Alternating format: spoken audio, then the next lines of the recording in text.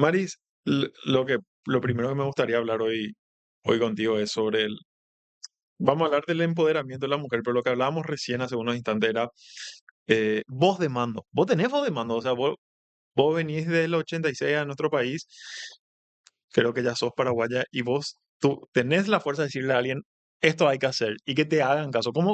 ¿Cómo se gana esa voz de mando? Mira, yo soy paraguaya naturalizada paraguaya desde el 92.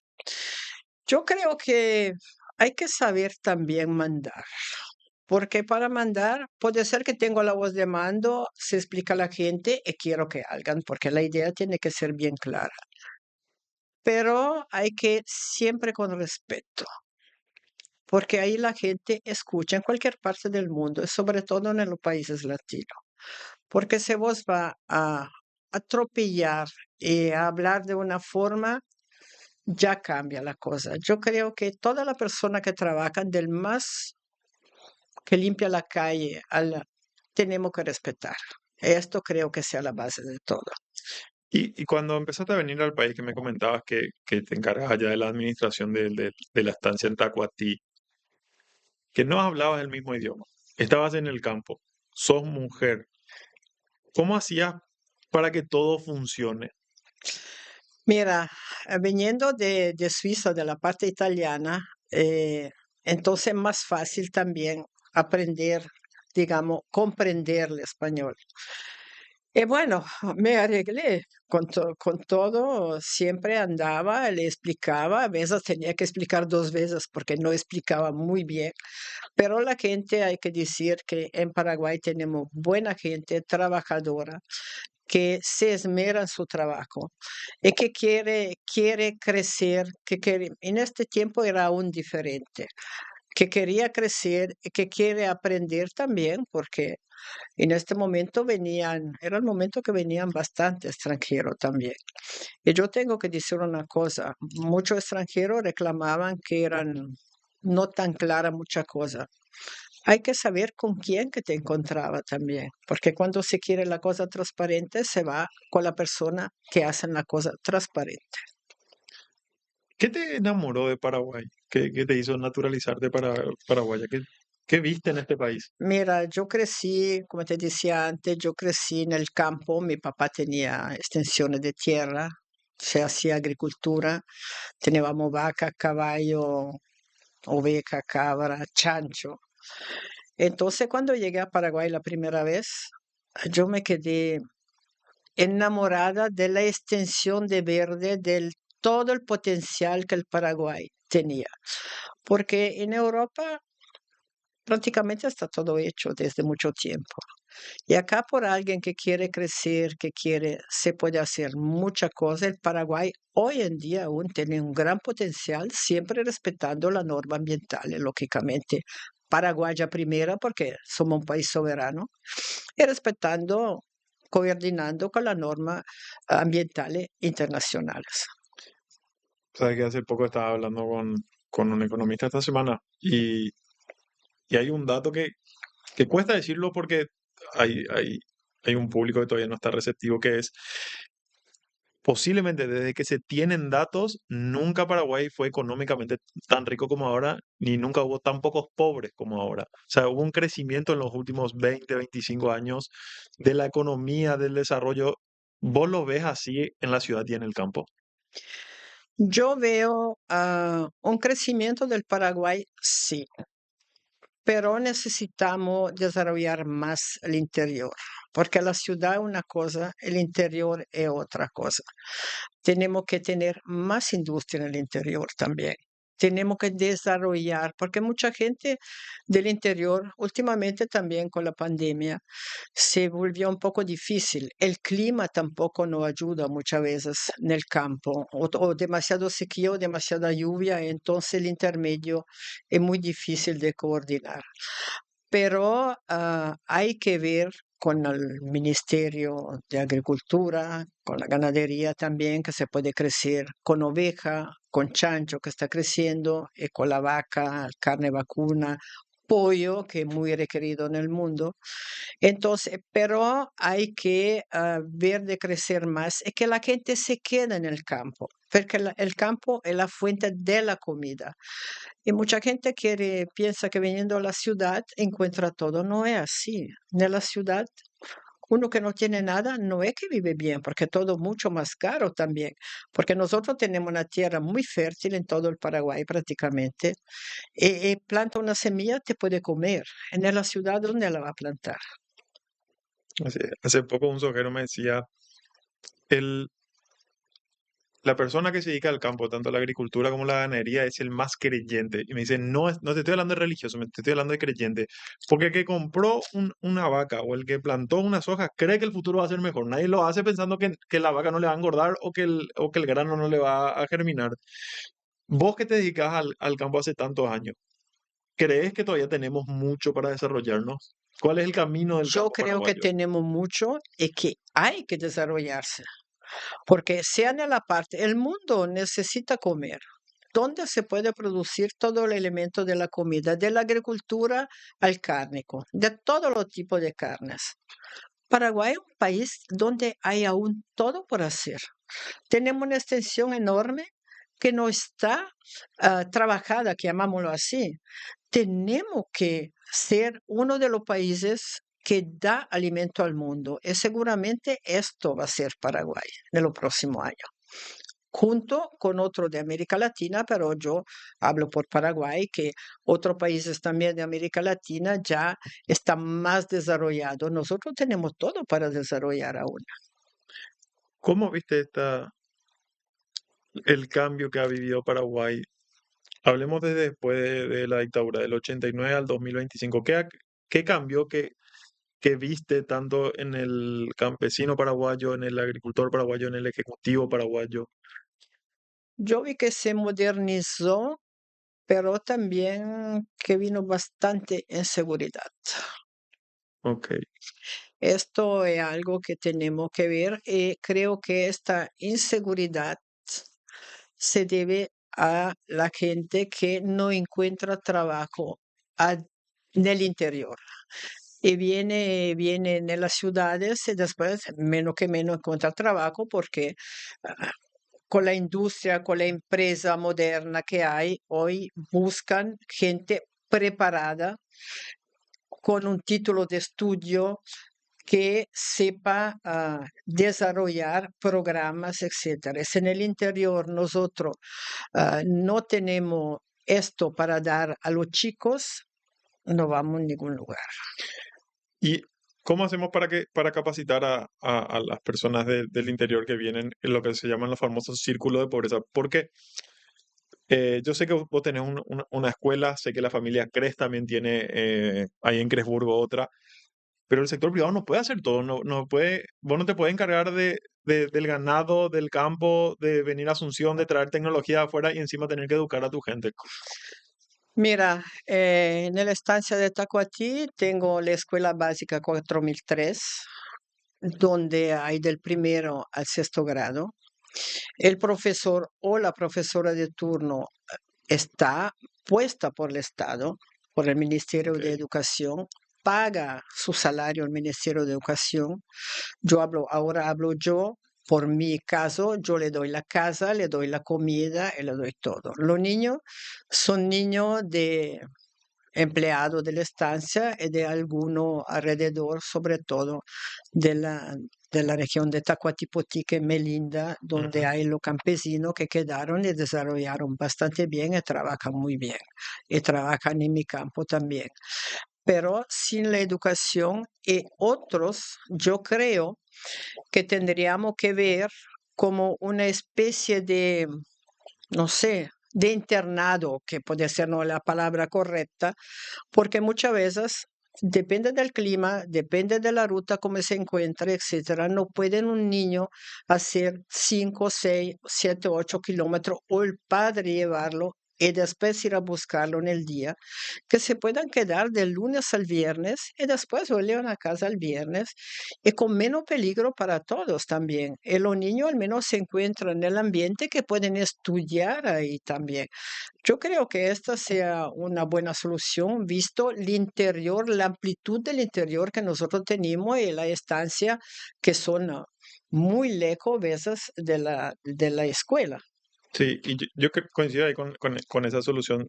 Mi papá, por ejemplo, que fue veterinario en caballos, él hizo un internado desde chico, de los 9 a los 18 años en Argentina, Mm, mm, en el interior, y salió con técnico en agroganadería, si no me equivoco. Ustedes salen con una tecnicatura. sí. En tu experiencia acá con esa escuela, cuando los chicos reciben esa educación, ¿deciden ir a Asunción o aplicar lo aprendido ahí en el campo? Para el estudio superior tienen que venir a Asunción, no hay de otra. Entonces, acá también tendrían que tener, la mayoría tiene familia que le hospeda en Asunción. Eso no tendríamos que ver porque si quieren la universidad, bueno, Coronel Oviedo ahora hay, en el sur también hay, pero no por todo lado. Entonces hay que ver cómo se puede hacer para evitar este tran de ir, venir, etcétera. Entonces, pero cuando una persona ya es más adulta, porque digamos, se van a la universidad, vienen cuando terminan a los 15, 16 años. Entonces ya son más adultos. Mas yo hablo del pequeño hasta entrar en una escuela superior. Yo creo que es como hace Paipucú. Paipucú, la escuela de mi estancia, yo le pago la escuela a los niños de mis empleados, le pago la recta de la escuela y se quedan ahí en la escuela en la semana. Y esto es muy bueno porque además pueden continuar o si tienen preguntas con el profesor, pueden. Es otra cosa que sería muy buena hacer en el interior, cursos para la gente que no quiere estudiar superior, administración externa, más que quiere trabajar, para cursos de alguno trabajo que pueden hacer en el lugar. Esto sería muy bueno. Sí, creo que al campo paraguayo todavía le falta esa gente capacitada que entienda y que sea de ahí mismo. Así mismo, porque hay mucha gente que es como la mujer, yo me recuerdo cuando llegué recién, la mujer del campo me miraban todo como si era una loca, porque a caballo en el corral con lo... Ma bueno, cada uno con su mentalidad. Pero la mujer se desarrolló bastante. Hay Ministerio de Agricultura y con el ICA se están haciendo trabajo, pero creo que la mujer tiene que empoderarse más. ¿Y cuál es el rol actual de la mujer en el campo? ¿Cómo está la mujer? ¿Cómo es percibida? La mujer del campo, hay lugares donde la mujer está ahí en la casa creciendo, cuidando la familia, los hijos, eh, prácticamente cuidando de la familia y no tiene ni voz ni capítulo en algunos lugares. Entonces, me parece que los tiempos hay que ver un poco, porque los tiempos cambian. Hay que evolucionar, hay que resiliarse también.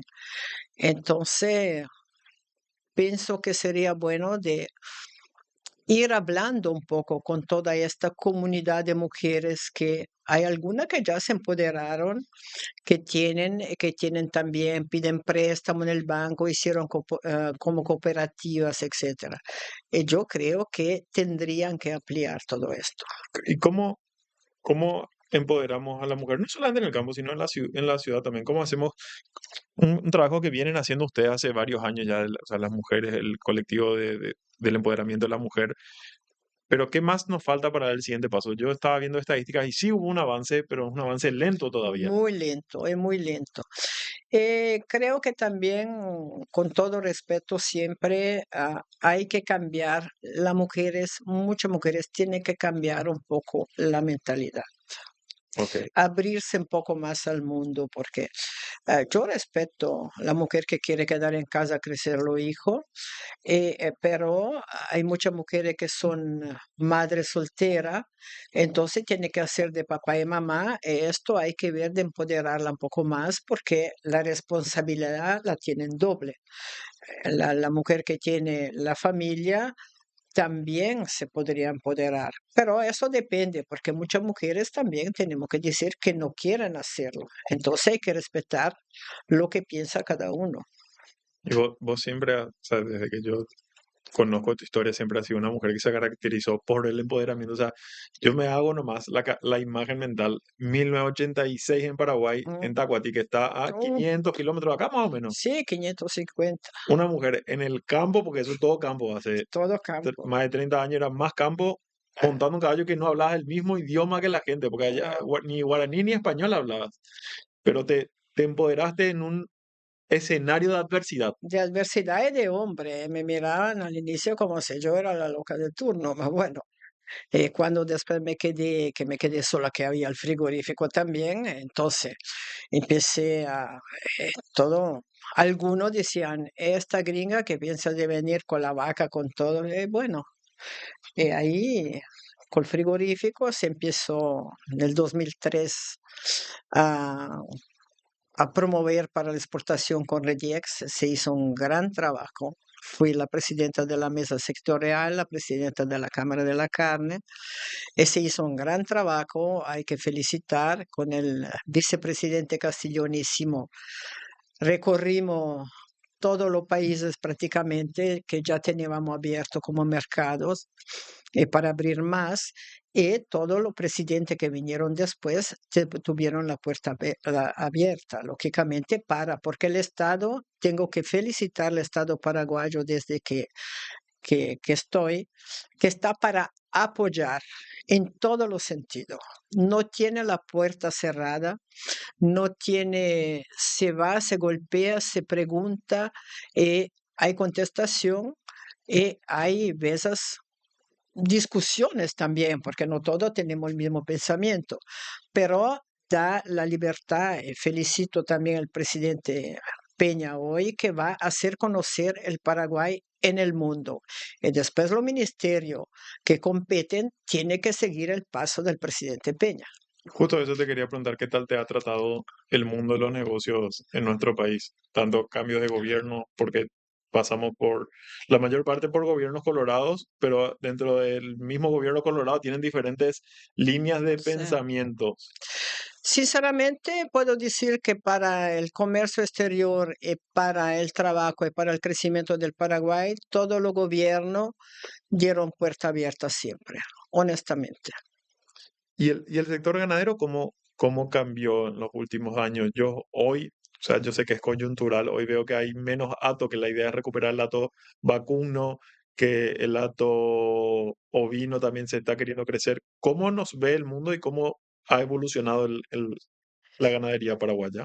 La ganadería paraguaya evolucionó muchísimo con la calidad de la carne, porque yo puedo decir, yo fui una pionera también trayendo la genética de la parte argentina, porque acá había la Nelor, que es una excelente raza, sin esta no tenemos que estar, pero el mundo quiere también una carne un poco más marmolada. Ujú. Y esto es solamente con la cruza de Angus, de Brangus. El Paraguay he visto como llegamos a ser el quinto exportador del mundo y ahora estamos entre los primeros 10. Lato ganadero, nuestra carne, quiero decir que es una de las mejores al mundo. Sinceramente, no lo digo yo, pero lo dice la gente también, porque es una carne natural, es una carne donde el ganado vacuno crece a pasto, donde el porcino crece con granos. Todos los animales son con nutrimento natural y sobre todo sin aditivo de hormona. Esto hay que hacerlo notar porque la hormona pone un buen pedazo de carne, después se achica porque hay la hormona. Y nosotros, carne natural, podemos ser orgullosos de esto. Lato ganadero bajó muchísimo el tiempo de la pandemia porque lógicamente era un poco un drama para todos y se vendieron a faena mucha hembra, porque el pequeño ganadero que hay que ayudar, el pequeño y el mediano, hay que ayudarlo a crecer, porque muchas veces tienen la vaca y tienen un toro, la vaca no funciona, pero no tienen un veterinario que pueda estar todo el tiempo a hacer. Entonces, esta gente hay que ayudarla para crecer. El tiempo de la pandemia vendieron la vaca productiva, la gente tiene que comer, no puede, pero de a poco tenemos que crecer nuevamente. El hato ganadero puede solo crecer. La parte oveja la parte oveja se inició hace casi 20 años también y ahora ya tenemos papeles, ya se puede exportar. Nuestra oveja también es una salida para mucha gente que tiene campo donde para poner la vaca no es posible y donde también sería muy caro toda la inversión que hay que hacer, porque la oveja puede ir en el pasto en el día, se puede hacer en rotación también con el campo de la vaca, porque limpia todo lo que hay en el pasto, y a la noche entra bajo galpón con un suplemento, siempre a grano, siempre lo suplemento. Después con el cordero a 6, 7 meses va a faena y todo lo mercado, sobre todo lo mercado Emirat, todo lo mercado quieren carne de cordero. Y eso me llama la atención, el crecimiento en cantidad de mercados que piden carne paraguaya. Para hacer Sí, memoria rápidamente, vacuna 2023 Estados Unidos, ahora Israel pidió carne Canadá bovina, estamos abiertos. Canadá, México creo que se está abriendo. México se está abriendo, Panamá se está abriendo. En septiembre ahora viajo a Costa Rica porque hay una exposición pro comer, como la llaman ahí, y con nuestro embajador Julio Van Humbeck, que ya se trabajó mucho con él cuando estaba en Francia, que era como encargado de negocio. Está haciendo un buen trabajo para ver de abrir la parte del Caribe porque ellos compran de otros países vecinos, pero no es la calidad de nuestra carne sin sacar nada a ningún país con su ganado, lógicamente. México está por abrir toda la parte asiática. Toda la producción. Eso, Mercado figurarse, gigantesco. mercado gigantesco que no hay fin ahí, porque millones, millones, 200, 300 millones de habitantes, se ponemos todo. Entonces hay que decir que se logró entrar en el mundo y sobre todo porque que da la cara, que da aparte el producto que la gente habla, lógicamente, pero que da la seriedad de nuestro servicio sanitario y la concientización también del ganadero cumpliendo con toda la norma sanitaria que dicta la OMSA para vender el producto.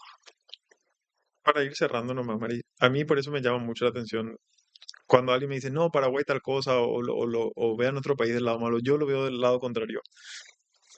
Sobrevivimos la guerra de la Triple Alianza, tuvimos la guerra del Chaco. Hoy creo el número oficial somos 6 millones y algo de paraguayos al final. Y vos ves y que vamos a exportar a más de 50 países de carne en el mundo. Después tenés a un Joshua Dursen que está en la Fórmula 2. Tenés un Julio Enciso que está jugando en la Premier League. Muchas cosas bien hicimos siendo tan pocos y habiendo sufrido tanto, porque venimos con un bagaje que es de sufrimiento. Sí. Solamente que hay que levantar la cabeza, no agacharla. Hay que ser orgulloso de ser paraguayo. Y hay que hacer frente diciendo, yo soy orgulloso de ser paraguayo. Y Paraguay es un país donde la gente puede trabajar, vivir y hay una paz. Porque miramos, falta mucha cosa, sí. Falta terminar ruta, falta terminar, ma ahora se viene la bioceánica, se viene. Ahí cambia otra vez toda la proyección. El paraguayo no tiene que ser sumiso, tiene que levantar la cabeza delante del mundo, siempre respetando el otro. Gracias, María, por tu tiempo. Gracias a ustedes.